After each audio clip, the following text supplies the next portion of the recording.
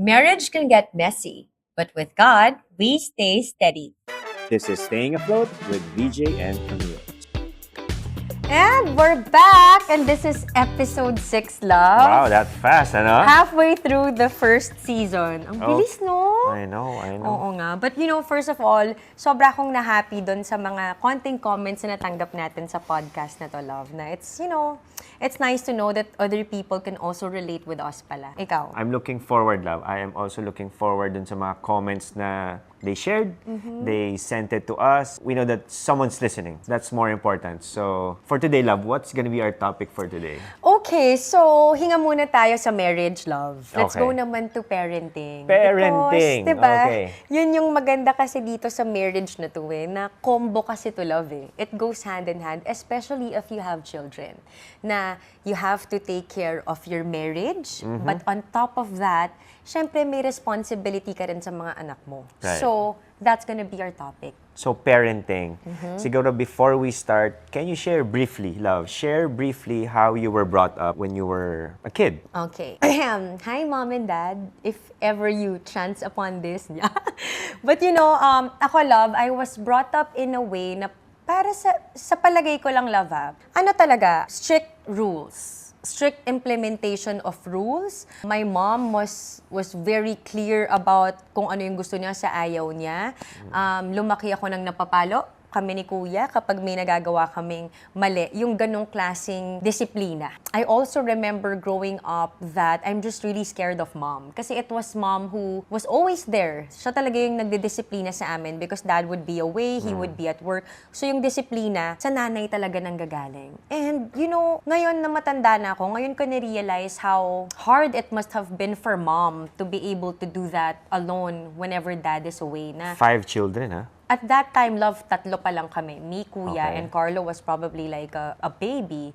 So, siya talaga lahat. Ganun, love. Siyempre, marami siyang iniisip, marami siyang ginagawa. So, I remember she was strict. Kami ni Kuya, napapalo kami. We were scared of her, but in a good way. Alam mo yun, kasi parang ayaw mo siyang ma-disappoint or ayaw mo rin siyang mahirapan. And then, I also remember, love, that nung bata ako, ngayon kasi, thankfully, I already have that relationship with Mom. But when I was a kid, love, wala akong ganong relationship sa kanya. Takot ako mag-open up, takot akong sabihin yung mga bagay na nasa heart ko. At takot din akong malaman niya kung ano yung mga ginagawa ko. Like, there were a lot of things that I was doing na hindi talaga siya aware. I was doing it behind their back because I'm scared of them. Okay, nice.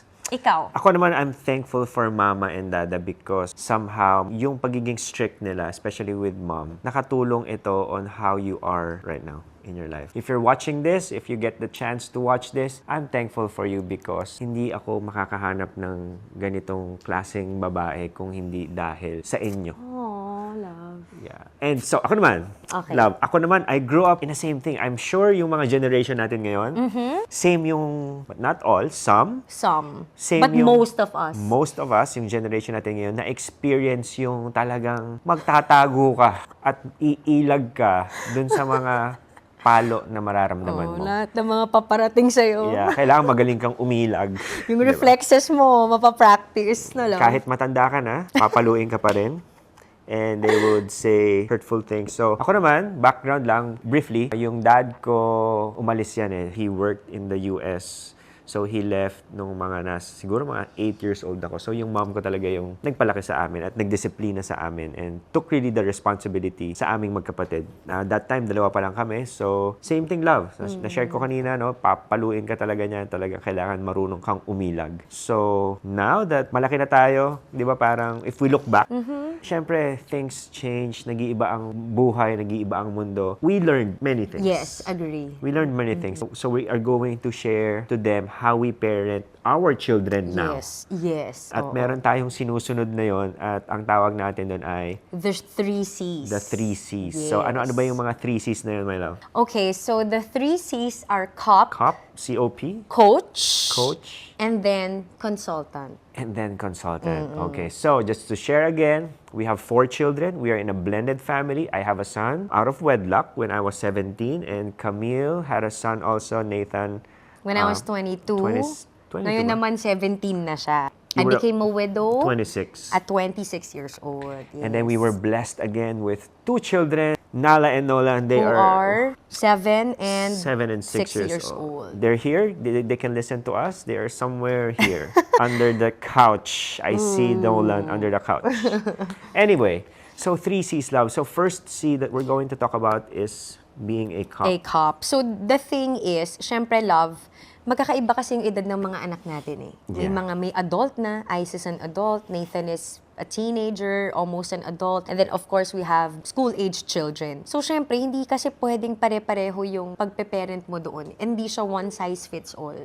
Because they have different needs at iba na rin yung mga gusto nilang gawin. Like even in activities, love, it's also very different. So we will start with our first C, which is the cop. Before namin malaman tong 3 C's, we also messed up. Just want to share, we want to be authentic with you guys. We messed up big time. So namimix namin yung cop doon sa dapat na consultant and yung consultant namimix up namin sa coach and a cop. So we learned our lesson the hard way. We are just thankful for all the people around us, our discipler as well, who really teach us and encourage us and help us go through it. There's no perfect parent. Agree, love. And what happened kasi with us is, kung ano lang din naman yung nakita natin, naranasan natin, yun lang din naman yung i-apply natin eh, di ba? Right. And I think the good thing now is that tayo kasi ibang-iba kung paano tayo palaki kumpara sa paano na yung mga kabataan ngayon, di ba? They say the children now are the soft generation. I don't know if they will agree na parang konting ganyan lang, masakit ang loob, mabilis sumama ang loob. Samantalang tayo, dati, love, pag nag-asaran, talagang personal ang asaran. Alam mo yan, love. May napipikon, pero hindi yun para personalin. Pero ngayon, di ba, like, if you say those things, it's an attack already and you can get in trouble for that. So, we live in a very different generation. And as parents na nagpe-parent ng generation na to, we need to equip ourselves. Hindi natin pala pwedeng ipilit sa kanila na, kami nga nung bata kami, ganito kami. Okay naman kami.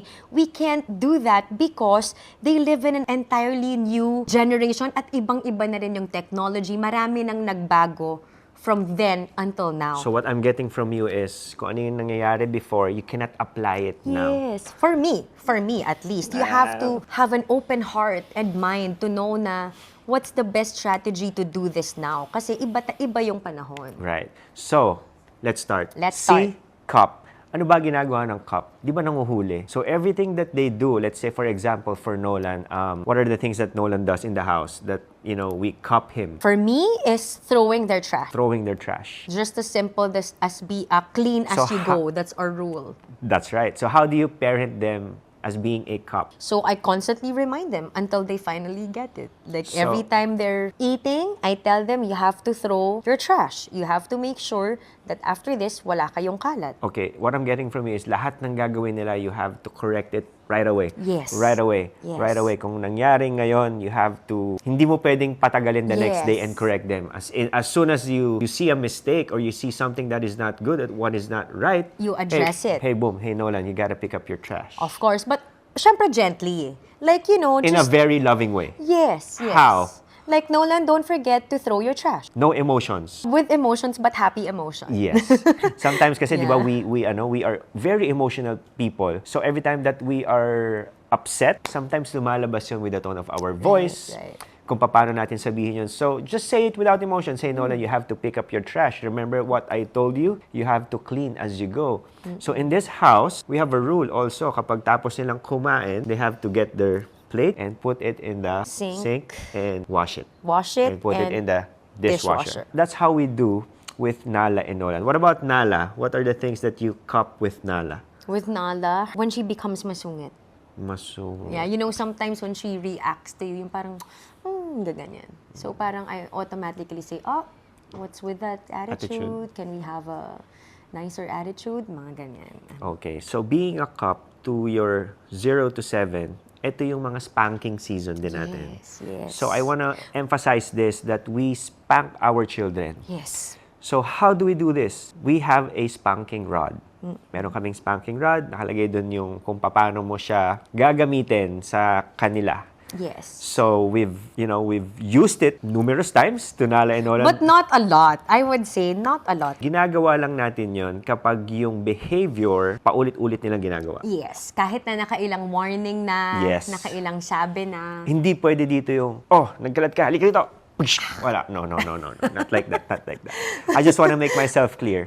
Okay. Every time that the attitude paulit-ulit na ginagawa at you feel like they are disobeying, then that's the time you spank them. So what we do is, first thing first, again, no emotions. Kapag ang emotion gets in us, talagang problema. Hindi na nila maiintindihan dito yung tinatawag natin na discipline. So what we do, let's say, what did they do? They did not share their food. They did not share a chocolate. Yan. So, kailangan kasing ipaintindi natin sa mga anak natin na what you are doing is a sin. And that sin is called greed because you don't want to share it. That's true. So, dun pa lang, And sin will hurt you. exactly. Sin is painful because sin has consequences. So, when you spank them, no emotions, and then you unpack them, the reason why you're Spanking them is because you are not sharing your chocolate, let's just say, per se. Ngayon, pag palo mo ngayon sa kanila, after you hit them, you hug them. And tell them that this is the consequences of that sin that you did, which is greed. And then kailangan i-comfort mo sila dito na you have to explain it to them, I'm doing this because I love you. Go. And for us, it's always a biblical approach. Do you think God is happy whenever you do this? Do you think God likes it when we don't share? So we want to teach our children that what we teach them are also what we learn from the Word. It's not because ito gusto ni mommy and daddy, kailangan sumunod kayo sa amin. It's really not that. It's really in obedience to our faith. So that's what we tell them. Kumbaga, it's not my way, it's not your way, but hey guys, we have a basis. So, yung spanking rod na yon, meron yung mga procedures on how you will use it. So, that really helped them. Yes. Pero again, natatapos lang yon from 0 to 7. 7. Zero. After 7, you can't spank na. You can't spank na. Kasi, Because they understand Because they understand na it's not advisable to spank them at dati tayo, di ba nga tayo pinapalo tayo hanggang ilang taon? hindi ko alam. Well, Ako ako. hanggang last year, napapalo pa ako. Ako siguro, pinapalo pa rin ako kahit matanda na. Pero It's no longer effective na it's kasi no longer pala. effective. Iba na yung discipline na kailangan mong gawin on that particular age. Yes. So now we go to being a coach. Our second C is being a coach. And love, what age ba itong coaching style na at hindi na police masyado? So coaching is between 7 to 17 years old. Ayan. So ito sa edad na to, lumalaki na yung mga anak mo, nakakaisip na love, 'di ba? 8 years old, 9 years old, ano na yan pa pre-teen na yan. And to be honest, love, I'm slowly starting to experience that with Nala. Really? Yung alam mong ina-assert niya na yung sarili niya, sinasabi niya na yung mga gusto niya, tinetest niya na yung boundaries niya. Yung unlike dati, ang bilis mo siyang mapasunod. Ngayon, meron na siyang, bakit? May mga ganun She's na. gonna ask questions, no? And you have to explain kung bakit mo ginagawa to sa kanya. So because nag-iisip sila they also have their minds na That's true. why is mommy or daddy doing this to me? Di ba parang nag-iisip na sila. So spanking is not very effective anymore. So we coach them. How do we coach them? So first of all, what do you do? First thing first lang, ano bang ginagawa mo kapag coach? Or what does a coach do?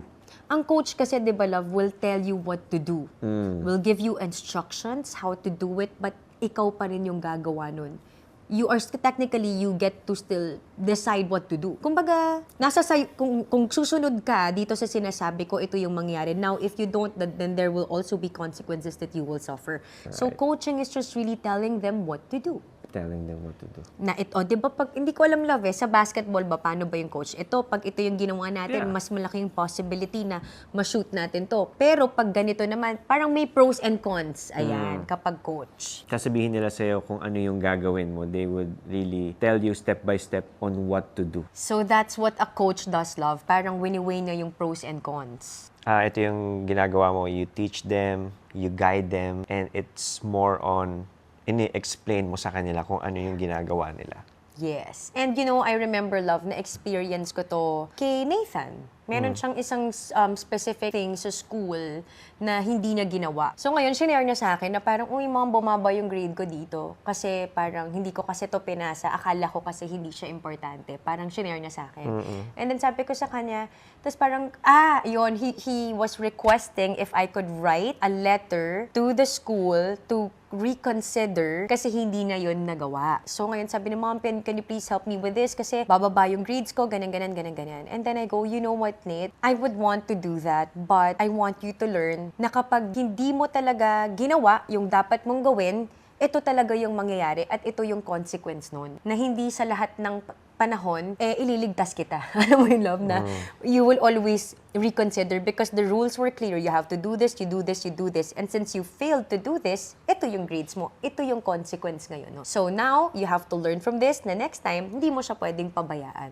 So I remember that and parang medyo inaano niya ako na, no, please do this. And I was very firm with it. And I told him, I want to, Nate, but I can't. Because I want you to learn na lahat talaga ng actions natin may consequence, may repercussion. At ito yun ngayon. So, I hope you learn from this. Right. Kasi di ba ang normally ginagawa natin sometimes is we are going to save our children on their mess. Yes. Kung ano man yung ginawa nila na, let's say, kasalanan na hindi dapat. Nag-cheat sa school. Puntahan mo sa school yan. Magmamakaawa ka dun sa mga teacher or sa guidance counselor na patawarin niyo yung anak ko kung pa pwede lang. No, they have to face that consequence. Correct. Because at the end of the day, di ba, lahat tayo kailangang harapin yung mga consequences. Hindi pwedeng palagi tayong lulusot. sinisave or palagi tayong lumulusot, palagi tayong sinisave ng kung sino-sinong tao. We will not learn from that mistake. Agree. Magandang masishare ko rito is yung how I teach Nala and Nolan about integrity. Yeah. We are a homeschool parent.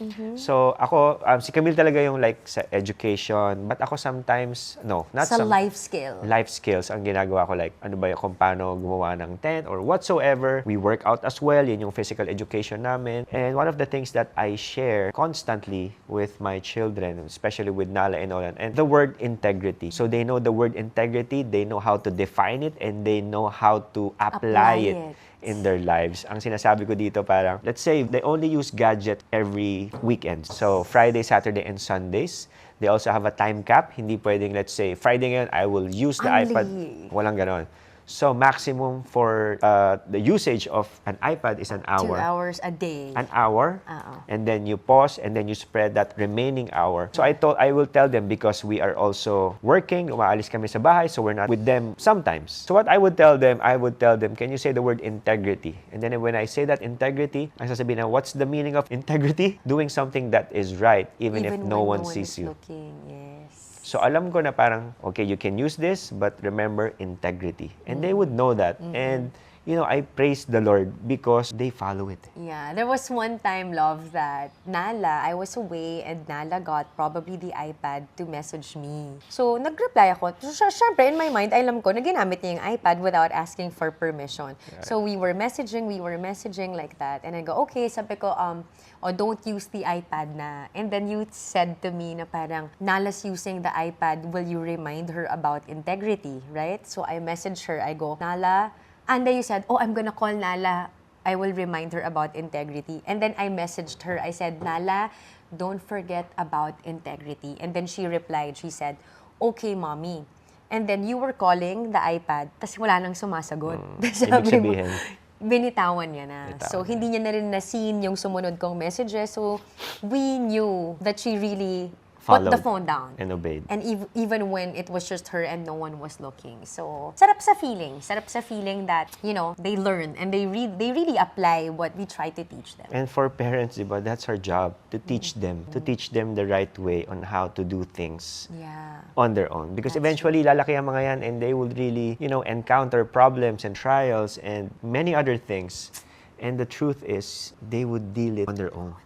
Alam mo, love, meron ako nabasa recently and parang tumagos talaga siya sa heart ko. Kasi sabi nun, you are teaching the people you can't live without to live without you. Diba? Parang, oo nga, no? Parang itong mga anak ko, syempre mga anak mo yan and you can't live without. They are literally your life.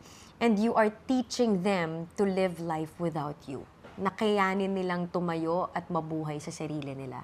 Diba? It's so contradicting. But at the same time, it's also so real. Galing na, no? Ang ganda nung sinabi mo na yan.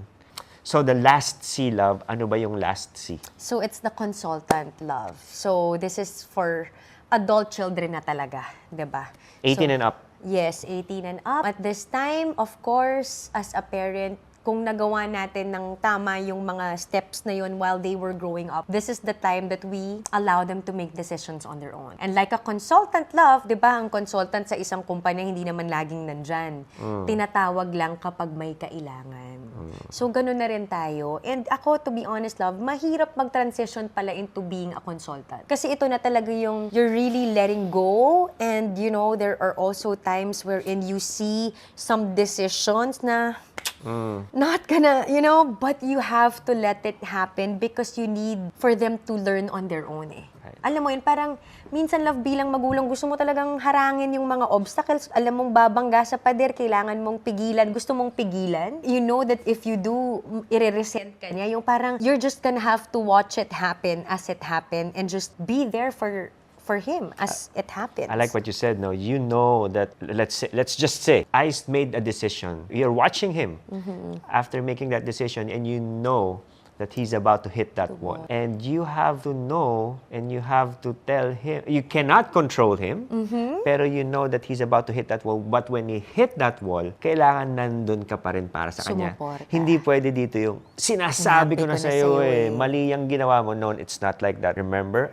I think you have to frame it this way na parang, Parang ano love, kumbaga, you don't want to make your child feel na I always know better than you. right. 'Di ba? Na parang sabi ko na kasi sa'yo, hindi ka kasi nakinig sa akin. Alam mo yun, Ah, parang walang ganun. it will all the more kasi Madi-discourage sila eh. So, kapag tumama sila dun sa wall na yun, if they made that decision, you just have to be there for them. And you still continue to be encourage gracious, them. Yes. encourage them, and still love them. Di ba? Kumbaga, kahit anong decision mo, anak, sa buhay mo, my love for you will never change. Yes. Yun yung assurance na yun. Versus us or versus you na sinabi ko na sa'yo, mali yung ginawa mo. Sa susunod, wag mong gagawin yan. Ako ang sundin mo. Patay tayo dyan. Ako lang palagi ang kung anong sasabihin ko, yun lang ang gagawin mo. You're very controlling. And also, you're teaching your child to be dependent on you. Tapos matatakot na siyang magdesisyon, matatakot na siyang mag-fail. And that's the reality. All of us will really fail. And mas marami pa yung time na mag-fail ka, maaari kesa sa magsasucceed ka. So our goal also as parents is to teach our children resilience na, anak, mahirap. Pero kahit mag-fail ka dito, kaya mo yan. May ibang paraan si Lord para sa'yo. And I think we always bring them back to the Lord. At the end of the day, what my husband said is true. We cannot control our children, especially yung 21 years old. Si Ice, if we may share, no, Ice moved out already. And he shared this with us. He moved out first quarter of 2025. Yes. And it was First month of 2025. I think it was hard for him as it was also hard for us. Kasi syempre parang ako personally hindi pa ako ready na mag-move out na siya. Kasi ang thinking ko dati kapag mag-aasawa ka na, dun ka mag-move out. Pero as a single, parang sana hindi. But then I realized yun eh. At dahil yun yung gusto niyang gawin at you know, he was sure of what he wanted to do and he was somehow equipped. 'Di ba na may plano siya eh. How are you gonna do this? Saan ka titira? How are you gonna sustain this life that you want to have? And he shared us with plans. Though it was heavy for us to accept it, we had to let him go. Because at the end of the day, hindi natin siya pwedeng kontrolin because as we do that, he will have resentment towards us. He will end up probably rebelling kung ganun yung magiging, alam mo yun, kung susubukan mo siyang kontrolin sa ganung edad. So, that's what happened with him. I know, I remember it really breaks my heart, leaving, in this household because, we didn't have so much time before growing up. So when I heard about him moving out, and I like what he said, Love. He said that I feel entitled in this house. Parang it's so easy for me, baba lang ako, I have food, I have a car to drive. Also turned into a blessing because nakita niya mismo yung nangyayari sa kabuhay niya and eventually he will feel entitled. It breaks my heart, but on the other side, it also, gives me that hope, or it gives me that yung masayang pakiramdam kasi alam ko that yung decision niya, it was for him. Yeah. So, we just want to make sure lang sa kanya na, hey, if you are really moving out in this house, there will be no longer help from us. Yes. I made myself clear with him and he accepted it, and nakakatuwa kasi gumawa siya ng paraan. Gumawa siya ng paraan para mabuhay, magtrabaho siya. Ice stopped schooling. Yes. Ice didn't want to go to school. He said he wants a gap year, And we respected that. we respected It that. was hard. We didn't understand it. Gap year? Ano yun? But Oo, kung that's sabihin what ko he sa nanay ko, wanted. baka kung ano yung abutin ko, Oo. baka... And kasi we are very practical parents, love eh. Parang for us, kung hindi mo gusto, bakit natin ipipilit? Bakit tayo magsasayang ng resources natin, ng panahon mo, at ng kung ano-ano pa, kung hindi naman talaga ito yung gusto mo? Ano yung gusto mo? Hanapin mo yung gusto mo, at dun ka namin susuportahan. There you So, nung sinabi na ito yung gagawin niya, syempre yung heart namin na galing sa batang 90s, syempre gusto mag-rebelde na hindi naman tayo ganito dati. And yet, this is how they are. And we just need to understand where they are. Sabi nga nila bilang magulang, love, hindi mo pwedeng i-expect mga anak mo na umangat sa level mo. Kasi somehow marami na tayong pinagdaanan. We have to meet them where they are. Kung ano yung needs nila at that moment, and more so also in praying for them, love. Like now that Ice is not with us, I find myself praying for him all the more. His decisions, his convictions, I pray na, Lord, kung may mga plano siya o naiisip siya na hindi aligned sa will mo, make him uneasy, make him feel weird to a point na hindi siya mapakali up until Conviction. mawala yun sa kanya. So, and I see those things happening in their lives based on their stories, love. Ganun din si Nathan. Yeah. Wow. Siguro yung masishare ko, last point is you have to entrust them with the Lord, because si Lord naman ang may hawak. Again, we are just parents. We are just stewards of them. We are just managers of them. We don't own them. Ang pwede lang natin gawin is we have to pray for them and entrust them with the Lord, that the Lord has a plan for them. At kailangan mas ituro natin sila, mas kailangan natin silang i-equip dun sa mga bagay na gagawin nila in the future. Yes. Woo! Wow! That this was, is so heavy. Huh? Yeah! I didn't realize how heavy that can be. I- But, I praise God that, so far so good. Our family life is not perfect, but I We believe are not perfect as well. parents also. Kahit na nandito kami speaking to you, sharing our life experiences, we are never going to be perfect. No one really got there as the best parents. Yes. So, And- we just have to continue learning every single time. And as we share this, siguro we wanna also share with you how we constantly apologize to our children every time Pwede we nating hurt them. pag-usapan yun sa Yes. humility. Yes. It's our practice. Hindi kami ang laging tama. We really want to also understand where they come from. So, that's it for us, my love. That's it. Thank you. for episode 6. Episode 6. Thank you, and we'll see you again. So, this is Staying Afloat with VJ VJ and Camille.